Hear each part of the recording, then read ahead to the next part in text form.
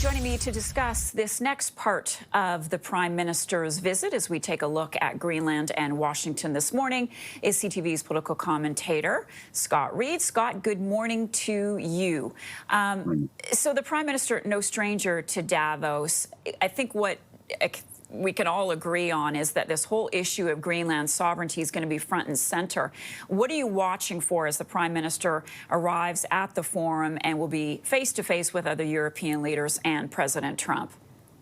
Well, I'll be watching for the obvious thing, which is how does the Prime Minister of Canada, navigate working with his European NATO partners, providing them with the assurances and the support that they should expect on Greenland, and on vocally supporting its right to continue to exist as a sovereign independent nation with Denmark, versus Donald Trump, and not trying to raise his ire and have him turn toward Canada and say, well, if you're going to speak out against me, I guess I'm going to tear a few more, or I'm going to unleash some other sort of threat against Canada. It's an incredibly awkward position. You're constantly having to weigh how loudly you speak up for, frankly, the right thing, the obvious thing, the continuance of NATO, versus how much do you want to risk that Donald Trump decides that he's going to just unleash holy hell on Canadian industry and workers.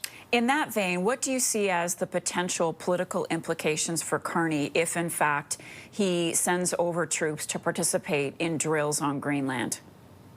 Well, it's almost bound to capture the notice of the White House and presumably put him on the naughty list as far as Trump is concerned. So, if we actually take the extent of sending troops as part of a broader effort on the part of NATO to say we respect the security and the integrity of Greenland, I work under the assumption that Trump will take offense to that and he will voice that. What's good about this, if there is anything good, is that we will probably see a pull aside, that's diplomatic speak, for a quick one-on-one conversation between the Prime Minister and Trump. And hopefully that'll happen on Wednesday. Hopefully that gives Prime Minister Carney an opportunity to steer the conversation in a direction that's a little more productive in terms of bilateral relations. However, and this is an important however, it will temper, therefore, what the Prime Minister says before that pull aside, because one of the consequences of speaking too loudly, too brashly in advance of that pull aside is that Trump could cancel it. So that's yet another factor that Mr. Carney is going to have to weigh. Yeah, and it's nearly impossible to predict how Trump will respond to anything. Were you surprised that he seemed sort of supportive almost of Canada doing a deal with China at the end of last week? He didn't seem too put out or put off. Yeah, this is the weird contradiction of Trump. That clearly was just his gut talking.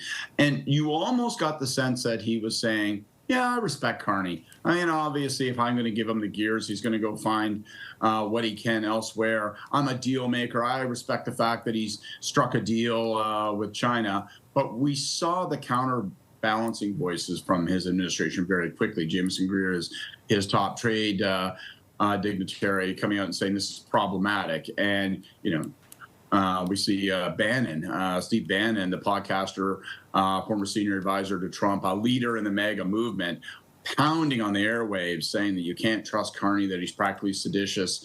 So it's going to be interesting to see how Trump responds. What's his take on this beyond his immediate reaction? These are incredibly challenging times. We're constantly dancing with a bear when it comes to talking with Trump. And obviously, given that CUSMA needs to be reviewed, Prime Minister Carney will be reviewed later this year. Prime Minister Carney is trying to strike that middle path, and it's not easy to walk. Thank you very much for that, Scott Reid, for us this morning. We'll talk to you again soon.